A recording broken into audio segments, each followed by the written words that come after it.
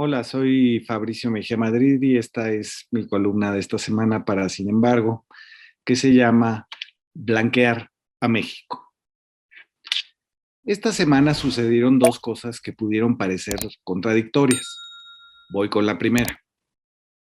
En un programa de televisión abierta, un comentarista aseguró que no existe el racismo en México. Dijo, México nunca se ha organizado por razas, nunca nos hemos contado por razas, no es el principio rector de nuestra historia, ni de las leyes, ni de nuestra política o sociedad.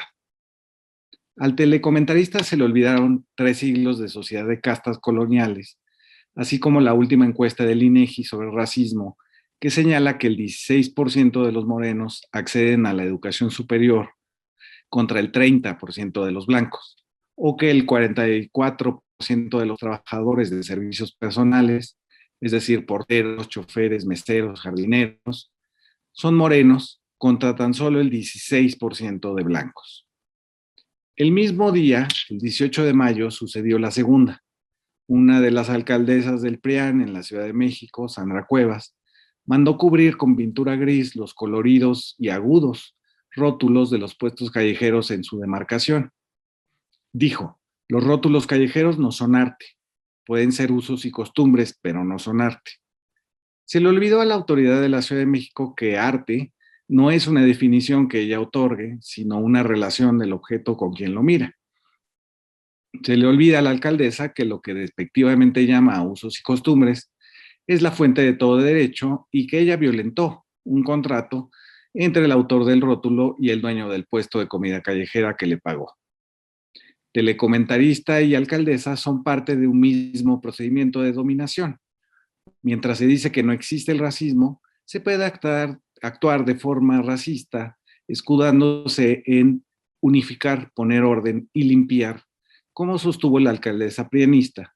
Y también días más tarde, una vecina de Polanco que a través de un TikTok se quejó de que las luces de colores en un antro parecían de Insurgente Sur y que iban a atraer como mariposas nocturnas, peludas y prietas, a un tipo de gente que no correspondía con el valor catastral de Avenida Mazarik en la Ciudad de México.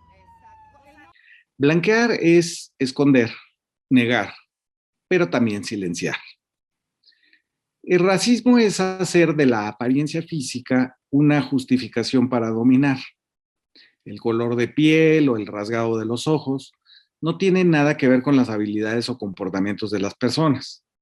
Que debajo de una apariencia pensemos que hay una esencia es lo que constituye el racismo.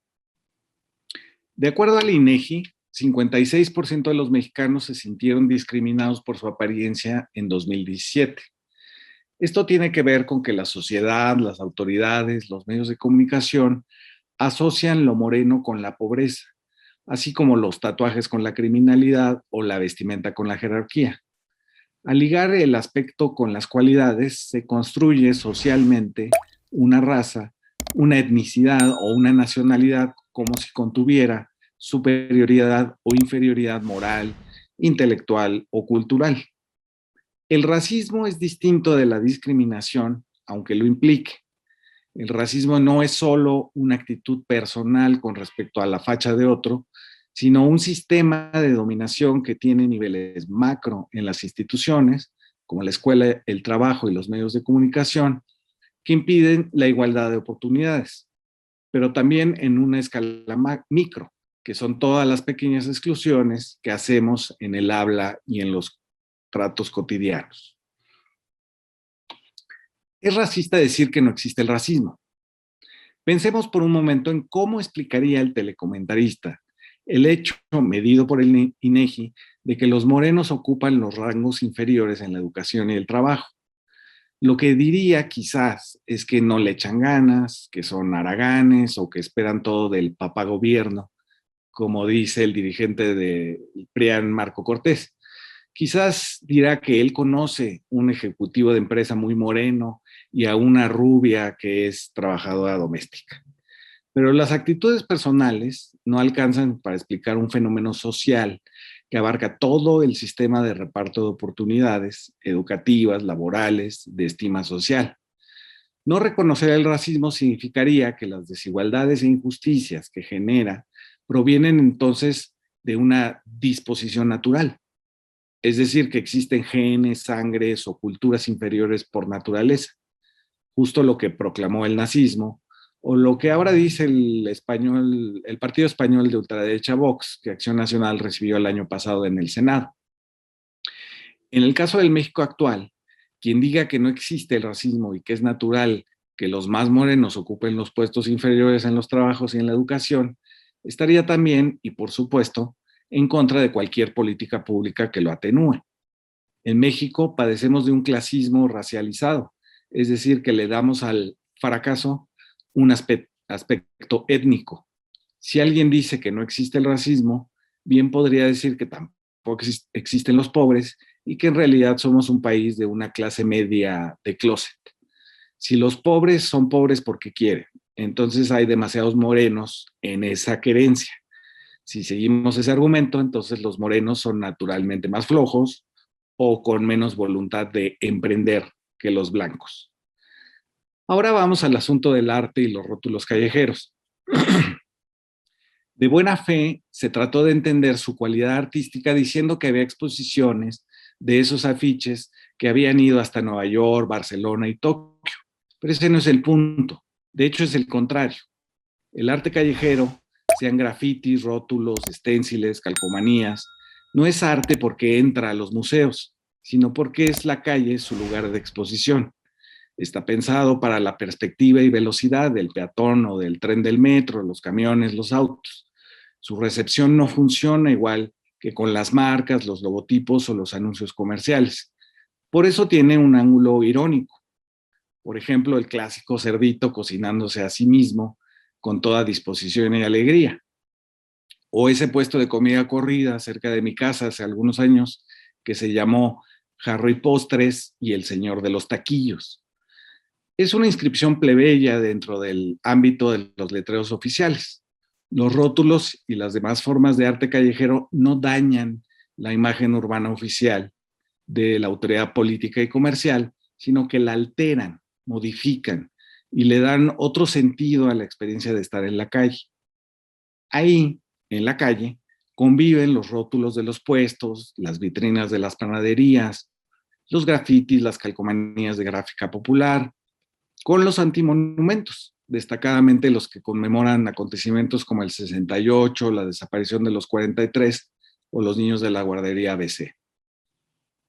Decir que no es arte sino usos y costumbres es no entender que en la calle también se confrontan valores, entre ellos los estéticos, que la autoridad de la ciudad y de las marcas globales puede ser dislocada en los puestos de comida popular con rótulos que a un crítico de arte le parecerían toscos y apresurados.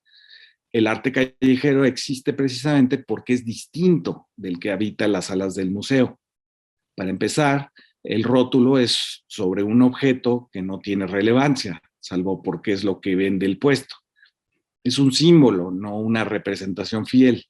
Es tosco porque está pensado para el espectador móvil de la calle. Es repetitivo porque su objetivo no es innovar. No tiene autor porque no se trata de la visión de un artista, sino de una expresión plebeya que es anónima y por lo visto subvierte la misma idea de anuncio comercial como algo bonito, uniforme y seductor. Por lo tanto, discutir si el rótulo es o no arte tiene tanto sentido como debatir, como se hizo en los 30 en México, si los murales eran pinturas de pulquería. El punto es precisamente que por venir de lo plebeyo, contribuye a un uso distinto de la experiencia de estar en la calle. Es un uso desde abajo que quisieran blanqueado, es decir, borrado y silenciado. Hay miedo en estos llamados al blanqueamiento. Es un recelo que proviene de la abrupta sensación de que tu lugar en la escala social o del reconocimiento profesional está en duda. Puede ser que todo lo que tienes haya sido más un resultado del azar, la suerte del nacimiento y por tanto de tus conexiones, que de tus esfuerzos, talentos y méritos. Por eso lo más sencillo es negarle la existencia a quien podría haber sido merecedor de tu lugar, blanquearlo como el telecolumnista que asegura que el racismo no existe en México. blanquearlo como la alcaldesa que borra rótulos y propone que la zona rosa de la Ciudad de México sea una réplica de lo que de por sí ya es una réplica, Las Vegas. Me queda claro ese pánico étnico, esa paranoia hacia los pobres, ese rechazo a todo lo que viene de abajo, que es moreno, que es popular, en casi todas las críticas al obradorismo como cultura política. Desde los que preferirían a Enrique Peña Nieto porque se viste bien, hasta los que se quejaron de que una maestra de primaria dirigiera educación pública o un doctor salud. O los poetas de lo incomprensible que bajaron de la nube de su inspiración arrebatada para criticar que se dieran clases de danza a los adolescentes de Matehuala, que no es un poblado de Honduras como ellos creen, sino de San Luis Potosí. Es el miedo a no entender las nuevas coordenadas. En los últimos 30 años, si eras muy emprendedor y te esforzabas, podrías llegar a tener 2 tarjetas de débito. Eso te habían dicho y eso creíste.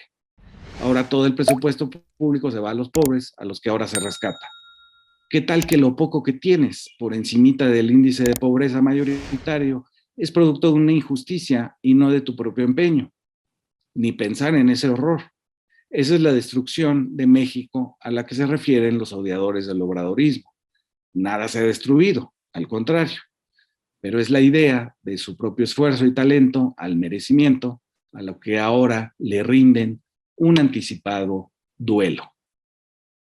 Muchas gracias por escuchar, nos escuchamos y vemos la otra semana.